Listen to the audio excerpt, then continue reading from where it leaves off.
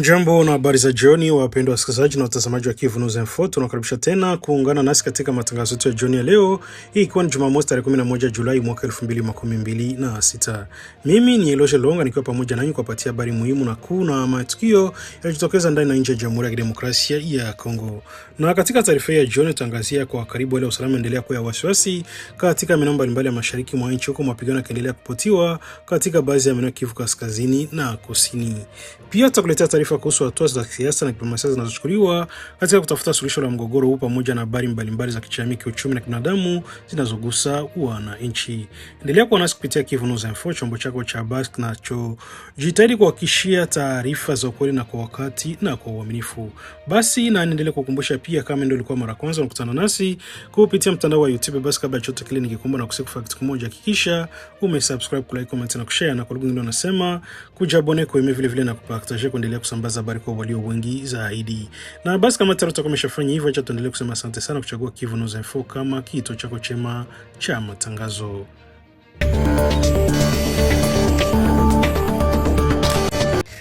Hali ya usalama katika mashariki mwa Jamhuri ya Kidemokrasia ya Kongo bado inaendelea kutia wasiwasi wakati zimebaki siku 4 kabla muda uliotajwa katika makubaliano ya Washington kati ya serikali ya Kongo na Rwanda. Licha juhudi za diplomasia na wito wa kusitisha mapigano, taarifa kutoka maeneo mbalimbali za mapambano inaonyesha kuwa harakati za kijeshi bado zinaendelea katika maeneo kadhaa ya Kivu Kaskazini na Kusini. Kwa mujibu wa vyanzo vya kijeshi, viongozi wa kirana na waangalizi waliopo katika maeneo yenye vita, muungano wa M23 pamoja na makundi yanayoshikiana nayo kama Twirwaneho na Red Tabara wanaendelea na harakati zake za kijeshi kwenye maeneo muhimu. Katika kipindi cha hivi karibuni, mabadiliko yameonekana kwenye namna mapigano yanavyoendeshwa. Sasa mapigano yanalengi tena zaidi miji mikubwa pekee, bali yameelekezwa kwenye maeneo ya milima, misitu, njia za usafirishaji na maeneo yenye madini. Maeneo haya yana umuhimu mkubwa kwa sababu yanasaidia kudhibiti njia za kupata vifaa vya kijeshi, usafirishaji na wanajeshi na rasilimali muhimu. Wakati huo, taarifa zinaonyesha kuwa zoezi la kuajiri vijana wapya katika makundi yenye silaha bado yanaendelea katika baadhi ya maeneo. Katika mkoa wa Kivu Kaskazini, hasa katika maeneo ya Masisi na Walikale, mapigano yanaendelea kati ya M23 na makundi ya kujilinda ya wazalendo. Maeneo kama Kasake, Shangi, Rukenge, Ihula, Mulema na Katahando na Shoa yameripotiwa kuwa sehemu ya mapambano makali katika siku za hivi karibuni. Baadhi ya vyanzo vinasema kuwa baadhi ya maeneo hayo yamechukuliwa na waasi. Katika eneo la Lubero pia harakati za kuongeza nguvu za kijeshi zimeripotiwa katika siku chache zilizopita, hali ambayo imeendelea kusababisha wananchi kukimbia makazi yao kutokana na hofu ya mapigano. Huko Kivu Kusini, hali hiyo katika maeneo ya Fizi na Mwenga, hasa kwenye nyanda za juu za Itombwe na Minembwe. Muungano wa M23 pamoja na washirika wake unadai kuwa umechukua udhibiti wa baadhi ya maeneo muhimu ya kijeshi kama Point Zero baada ya mapigano yaliyotokea kama maeneo ya Mandegu na Kalingi na Kalongi. Pia taarifa zingine zinaeleza kuwa harakati hiyo katika eneo la Kipupu pamoja na maeneo ya Mikenge, Rugezi, Kazaroho na Bilalo mbili. Kuendelea kwa mapigano haya kumezua maswali mengi kuhusu utekelezaji wa makubaliano ya Washington. Kama lengo la makubaliano ilikuwa ni kupunguza mvutano na kuleta utulivu, ni kwa nini bado mapigano yanaendelea katika maeneo mengi? Baadhi ya wachambuzi wanaona kuwa kila upande bado unajaribu kuimarisha nafasi yake ya kijeshi kabla ya utekelezaji kamili wa makubaliano ya kisiasa. Kwa upande wa diplomasia, shinikizo linaendelea kuongezeka hasa kwa Rwanda. Ikiwa Marekani itaona kuwa mabadiliko hayatekelezwi, hatua zaidi zinaweza kuchukuliwa, ikiwemo kuongeza shinikizo la kimataifa na vikwazo dhidi ya wahusika. Hata hivyo, uzoefu wa mkataba ya amani katika eneo la maziwa makuu unaonyesha kuwa kuna makubaliano yanayoweza kudumu wakati silaha bado zinaendelea kuzungumza. Kupatikana kwa amani mashariki mwa DRC kunahitaji zaidi sana kusaini nyaraka, kunahitaji hatua za kweli, ufuatiliaji na utekelezaji wa makubaliano, ratiba inayoeleweka na nia ya kisiasa ya kumaliza vita. Huku zilikuwa zimebaki siku 4 kabla muda uliowekwa, swali kwamba linalobaki ni je, pande zinazosika katika vita hizo ziko tayari kweli kusitisha mapigano na kufuata njia ya mazungumzo, au bado zinaona nguvu za kijeshi kuwa njia kuu ya kujadiliana? Hii ni hali ambayo Kivu News Info inaendelea kufuatilia kwa karibu.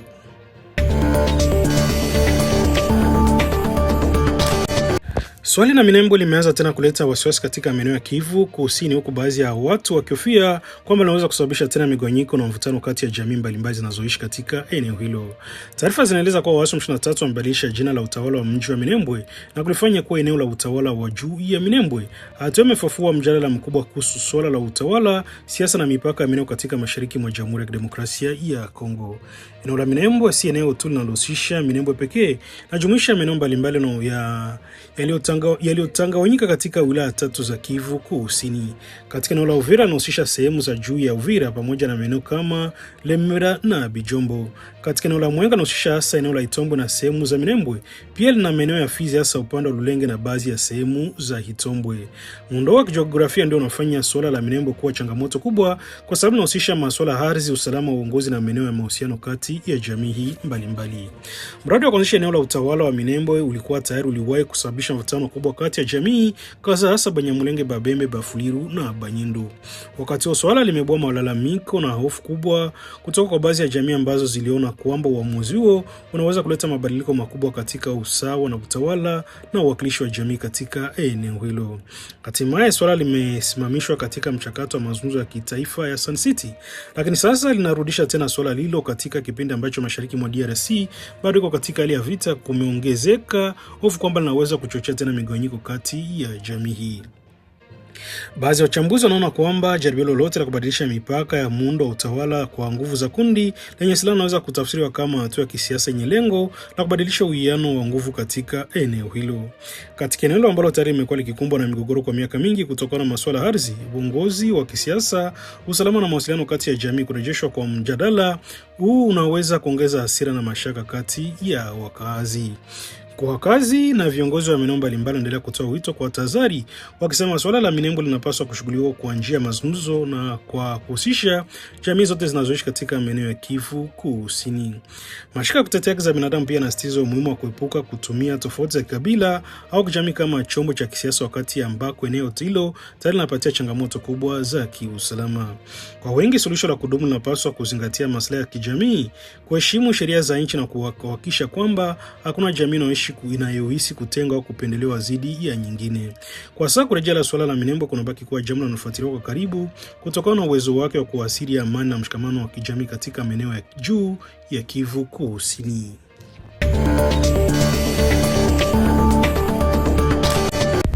Mahakama ya kijeshi ya ngome ya Beni katika mkoa wa Kivu Kaskazini imetoa hukumu dhidi ya watu 5 walikuwa wanakabiliwa na mashtaka mbalimbali yanayohusisha na kiukwaji wa sheria na nizamu ya kijeshi. Miongoni mwa waliotiwa hatiani wapo wanajeshi 3 wa jeshi la Jamhuri ya Kidemokrasia ya Kongo FARDC ambao wamehukumiwa adhabu ya kifo kwa makosa kiuka maagizo ya kijeshi pamoja na kuacha kituo chao cha kazi bila ruhusa, jambo linalojulikana kama katika jeshi kama kutoroka au kuacha jukumu la kijeshi. Kwa mujibu wa mahakama, vitendo hivyo vinachukuliwa kwa makosa mazito ndani ya jeshi, hasa katika kipindi ambacho wanajeshi wa FARDC wanaendelea kushiriki katika operesheni za kurejesha amani katika maeneo mbalimbali ya mashariki mwa nchi. Wakati wao washtakiwa wengine wawili wamehukumiwa kifungo cha miaka 12 cha kazi ngumu baada ya kupatikana na hatia ya kuchochea wanajeshi wengine kutekeleza majukumu yao na kufuruga nizamu ya kijeshi. Mahakama imesisitiza umuhimu wa kulinda nizamu ndani ya jeshi, hasa wakati ambako nchi inapitia kipindi kigumu cha kiusalama kinachohitaji mshikamano, utii na amri na uwajibikaji kutoka kwa kila mwanajeshi anayehusika katika operesheni za kijeshi.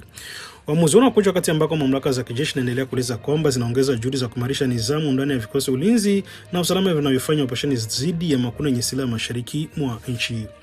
Kwa mujibu wa wachunguzi wa masuala ya usalama, hatua za kijeshi na sheria dhidi ya wanajeshi wanakiuka maagizo inaonekana kama sehemu ya mkakati wa kuhakikisha kuwa vikosi vya serikali vinafanya kazi kwa kufuata sheria na taratibu za kijeshi. Hata hivyo, mashirika ya haki za binadamu mara kwa mara yamekuwa yakisisitiza umuhimu wa kuhakikisha kuwa kesi za kijeshi zinaendeshwa kwa wazi na kuheshimu haki za watuhumiwa na kuhakikisha kuwa uamuzi unatokana na ushahidi unaokubalika kisheria. Kwa sasa hukumu hii ya mahakama ya kijeshi ya Beni inaonekana kama ujumbe wa mamlaka za jeshi kwamba ukiukwaji wa nizamu hautavumiliwa, hasa katika kipindi ambacho FARDC inaendelea kukabiliana na changamoto kubwa za kiusalama katika mashariki mwa nchi.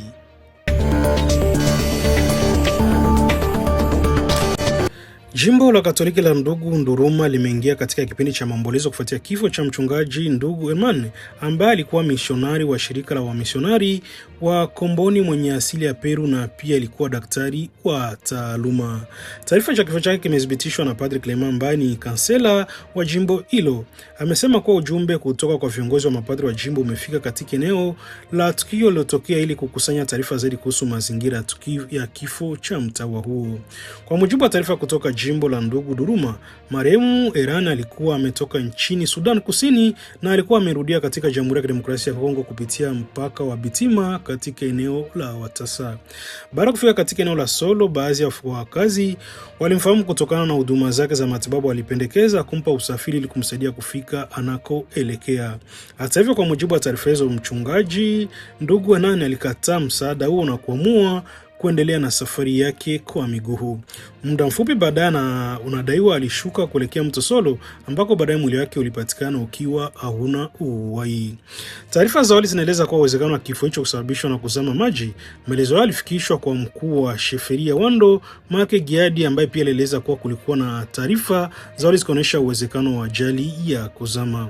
Hata hivyo, ripoti ya kitabibu ilitolewa tarehe 8 Julai na kituo cha afya cha Duru imeibua maswali mapya kuhusu mazingira halisi ya kifo chake. Madaktari walifanya uchunguzi walibaini uwepo wa mchimbuko usoni, jeraha karibu na njia ya sikio la kushoto pamoja na majeraha yanaonyesha kupigwa sehemu ya kichwa na uso. Kwa mujibu wa wataalamu wa afya, majeraha hayo yanaweza kuonyesha kwamba marehemu alipata pigo kubwa kichwani kabla mwili wake haujaingia majini. Hata madaktari wanaeleza kuwa haya ni matokeo ya uchunguzi wa awali na wa kitabibu na kwamba ukweli wa mwisho kuhusu chanzo cha kifo chake utathibitishwa na kukanushwa baada ya uchunguzi wa mamlaka husika. Mchungaji Ndugu Herman alikuwa amewahi kufanya huduma zake za kidini na kijamii katika Menanduru na baadaye Bamukandi ambako alijulikana sana kwa kujitolea kwake kuwahudumia wagonjwa na watu walikuwa wanahitaji msaada. Kifo chake kimepokelewa na huzuni mkubwa kwa waumini wa jimbo la Ndugu Nduruma pamoja na jumuiya ya wamisionari wa Komboni ambao wanatambua mchango wake katika huduma ya kibinadamu na ya kiroho. Kwa uchunguzi unaendelea kubaini ukweli kwa ndani na mazingira yaliyopokea kifo chake na kutoa majibu kuhusu tukio hilo lilosababisha huzuni kubwa katika eneo hilo.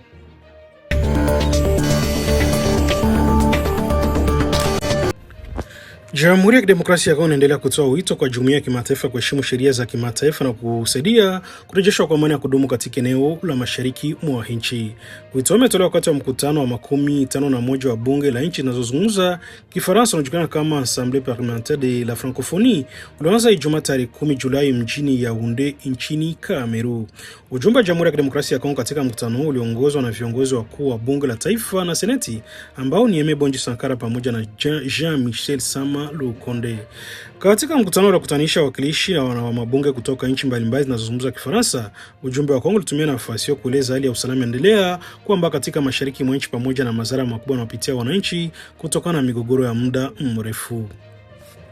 Akizungumza mbele ya wawakilishi wa mabunge hayo, rais wa bunge la taifa la Jamhuri ya Kidemokrasia ya Kongo Aimé Bonji Sankara alieleza kuwa nchi yake imekuwa ikikumbwa na kile anachokiita vita na uvamizi kwa miongo kadhaa. Alisema hali imesababisha madhara makubwa kwa raia, ikiwa ni pamoja na mamilioni ya watu kulazimika kuacha makazi yao, vifo vya wananchi wengi pamoja na wanawake na watoto kuendelea kukabiliwa na vitendo vya ukatili. Kiongozi wao alitaka jumuiya ya kimataifa kuhakikisha kuwa maazimio ya Umoja wa Mataifa pamoja na misingi ya sheria za kimataifa yanaheshimiwa na kutekelezwa. Alisema kuwa amani ya kweli haiwezi kupatikana ikiwa baadhi ya nchi zinaendelea kukiuka mipaka na mamlaka nchi nyingine bila kuchukuliwa hatua. Katika hotuba yake, Aimé Bonji Sankara alieleza kuwa Jamhuri ya Kidemokrasia ya Kongo imekuwa ikikabiliwa na mfululizo wa mashambulizi kutoka nje ya mipaka yake katika kipindi cha takriban miongo mitatu. Aliomba washirika wa kimataifa kuwa wana msimamo mkali zaidi kuhusu swala la kulinda mamlaka ya Kongo na kusisitiza umuhimu wa kusitishwa kwa msaada wote kwa makundi yenye silaha yanayofanya vurugu mashariki mwa nchi.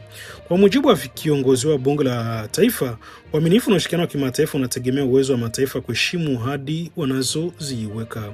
Alisema kuwa taasisi za kimataifa zinapaswa kuwa maeneo ambayo wanakiuka sheria za kimataifa wanapata nafasi ya kuendelea na vitendo vyao bila uwajibikaji. Mbali na swala la usalama, wajumbe wa Kongo pia walizungumzia changamoto za afya ya umma, hasa kuhusu mlipuko mpya wa ugonjwa wa Ebola katika eneo la kaskazini mwa nchi.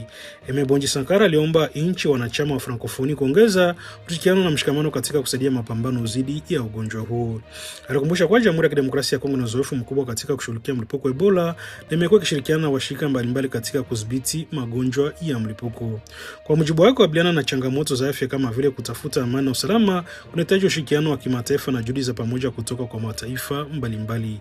Ushiriki wa DRC katika mkutano wa 11 AFP unafanyika wakati ambako serikali ya Kinshasa inaendelea na juhudi za diplomasia ili kupata msaada mkubwa zaidi kutoka kwa jumuiya ya kimataifa kuhusu masuala ya amani, usalama na kulinda mipaka ya taifa.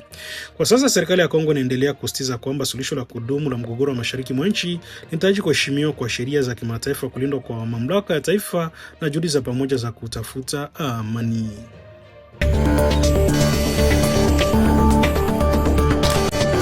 Rais wa Jamhuri ya Kidemokrasia ya Kongo Felix Antoine Tshisekedi ametoa agizo la kuondolewa mara moja kwa wanajeshi na baadhi ya askari wa vyombo vya usalama wanaopatikana katika maeneo ya mgodi bila kuwa na jukumu rasmi linaloruhusiwa kisheria. Agizo limetolewa wakati wa kikao cha baraza la mawaziri kilichofanyika siku ya jana Ijumaa tarehe 10 Julai, ambako swala la uwepo wa mara kwa mara wanajeshi kwenye maeneo ya uchimbaji madini ilijadiliwa. Kwa mujibu wa msemaji wa serikali Patrick Muyaya, Rais Tshisekedi alikumbusha kuwa kuna marufuku kali ya wanajeshi au maafisa wa polisi kuingia au kubaki kwenye maeneo ya mgodi isipokuwa pale wanapokuwa na kazi maalum inayoruhusiwa na mamlaka husika. Patrick Muyaya alisema kuwa uwepo wa wanajeshi katika maeneo bila ruhusa maalum unakiuka taratibu zilizowekwa kuhusu majukumu ya vyombo vya ulinzi na usalama. Alieleza kuwa linaweza kuathiri juhudi za serikali za kuhakikisha kuwa rasilimali za madini nchini zinatumika kwa njia yenye uwazi, uwajibikaji na unaofuata viwango vya kimataifa. Kwa mujibu wa serikali, kuwepo kwa vikosi vya usalama kwenye maeneo ya migodi bila sababu za kisheria unaweza kuleta taswira mbaya kuhusu namna rasilimali za taifa zinavyosimamiwa. Pia inaweza kuzofisha mfumo wa ufuatiliaji wa udhibiti wa shughuli za uchimbaji madini, huku ukitoa nafasi kwa baadhi ya watu kuendesha biashara haramu za madini au kuzungusha sheria zilizowekwa. Msemaji wa serikali aliongeza kuwa serikali itaendelea na juhudi za kuhakikisha sekta ya madini na kuwa na wazi zaidi, inalinda maslahi ya taifa na inawanufaisha wananchi wa Kongo. Kauli hii ya Rais Tshisekedi inakuja baada ya mashirika mbalimbali ya wafanyakazi pamoja na sisi raia kutoa malalamiko kuhusu uwepo wa vikosi vya ulinzi katika baadhi ya maeneo ya migodi. Mashirika haya yamekuwa yakisema kuwa uwepo huo unaweza kwenda kinyume na majukumu ya kawaida ya jeshi ambayo ni kulinda nchi na usalama wa wananchi badala ya kuhusishwa moja kwa moja na shughuli za uchimbaji madini. Kwa mujibu wa wachambuzi wa masuala ya usalama wa utawala na rasilimali, kuondolewa kwa wanajeshi kwenye maeneo ya migodi kunaweza kusaidia kuongeza uwazi katika usimamizi wa madini na kupunguza uwezekano wa vitendo vya rushwa au biashara zisizo halali. Hata hivyo, serikali haijaeleza kwa kina ni maeneo gani hasa yaliyoathirika wala idadi ya wanajeshi wanaotakiwa kuondolewa, lakini imesisitiza kuwa agizo hilo linapaswa kutekelezwa mara moja katika maeneo yote nchini. Kwa sasa swala la usimamizi wa rasilimali za madini yanaendelea kuwa miongoni mwa maeneo muhimu ambayo serikali ya Kongo inaendelea kufanyia mageuzi, hasa katika kipindi ambacho nchi inapitia changamoto ya kiusalama na kiuchumi.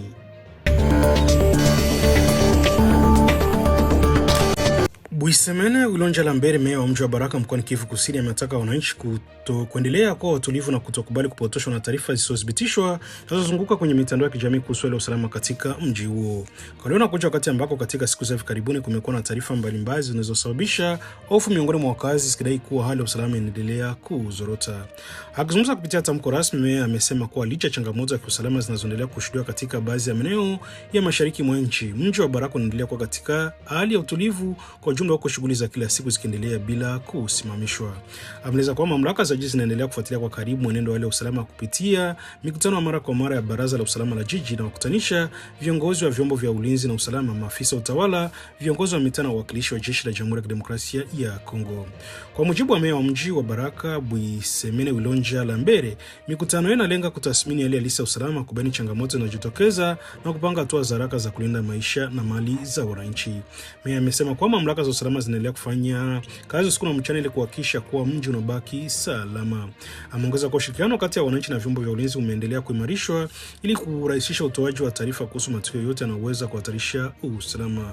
Akizungumzia matukio ya taharuki yaliyoripotiwa katika baadhi ya mitaa Baraka katika siku za hivi karibuni, meya ameeleza kuwa matukio yalihusishwa zaidi na baadhi ya wanajeshi walikuwa wakitoka katika maeneo ya mapambano ambako kwa sababu mbalimbali yaliyafyatua risasi ovyo yalipokuwa wakipitia ndani ya jiji jiji.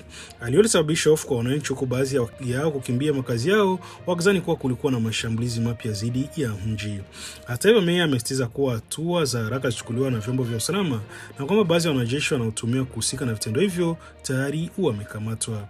Amesema atapelekwa mbele ya mahakama ya kijeshi ili kuwajibika kwa mujibu wa sheria, akisisitiza kuwa hakuna mtu aliye juu ya sheria hata kama ni wanajeshi.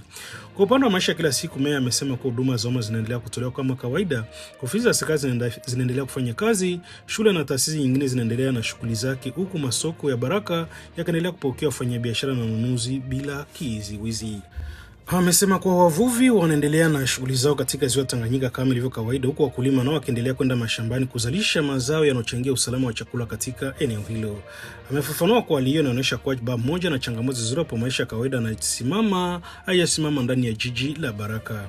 Meya pia ametoa wito kwa wananchi kuendelea kushirikiana na mamlaka kwa kutoa taarifa sahihi kuhusu matukio ya kiusalama katika badala ya kusambaza uvumi ambao unaweza kuongeza hofu isiyo ya lazima. Amesema taarifa zisizo na uthibitisho zinazosambazwa kupitia mitandao ya kijamii inaweza kusababisha taharuki, kuvuruga shughuli za kiuchumi na hata kuathiri juhudi za vyombo vya usalama katika kulinda wananchi. Amewataka watumiaji wa mitandao ya kijamii kwa uangalifu wanapochapisha au kusambaza habari, wakihakikisha kwanza kwa taarifa zimethibitishwa na mamlaka husika. Kwa mujibu wake, mapambano dhidi ya taarifa za uongo na upotoshaji ni sehemu muhimu ya kulinda amani na mshikamano wa kijamii, hasa katika kipindi ambacho maeneo mengi ya mashariki mwa nchi yanaendelea kukabiliwa na changamoto za kiusalama. Mamlaka za jiji la Baraka zimehimiza wakazi wa Baraka kuendelea na shughuli zao za kila siku kwa utulivu, huku wakibaki waangalifu na kufuata maelekezo yanayotolewa na vyombo vya dola endapo kutatokea tukio lolote la kiusalama. Hadi sasa kuna tangazo rasmi kutoka kwa mamlaka za kitaifa kuonyesha mabadiliko makubwa ya usalama ndani ya jiji la Baraka. Mamlaka za mkoa za jeshi zinaendelea kufuatilia kwa karibu hali hiyo, huku wananchi wakihimizwa kutegemea taarifa rasmi kutoka kwenye vyombo vinavyohusika. Wapendwa wasikilizaji na watazamaji wa Kivu News Info, ni hapo ndipo tunafika mwisho wa matangazo yetu ya jioni ya leo, kwa Jumamosi tarehe 11 Julai mwaka 2026. Tunashukuru kwa kuendelea kuwa pamoja nasi kwa kutupatia imani yenu katika kuwafikishia habari zinazogusa maisha ya wananchi, hasa kuhusu hali ya usalama, siasa, masuala ya kijamii na matukio mbalimbali yanaendelea ndani na nje ya nchi. Kumbuka Kivu News Info endelea kwa karibu nanyi kwa taarifa za haraka, sahihi na zenye kuzingatia ukweli. Kwa habari zaidi endelea kufuatilia kupitia majukwaa yetu mbalimbali ya kijamii. Mimi ni Telo Jilonga na washukuru sana kwa kutusikiliza na kuwa nasi katika taarifa hii ya habari ya jioni. Basi Mwenyezi Mungu aendelee kuwabariki na tuendelee kutamani amani katika Jamhuri ya Kidemokrasia ya Kongo na eneo lote la maziwa makuu. Basi bye bye na chana, kutana tena katika taarifa zetu za kesho asubuhi kwa uwezo wa Mwenyezi Mungu.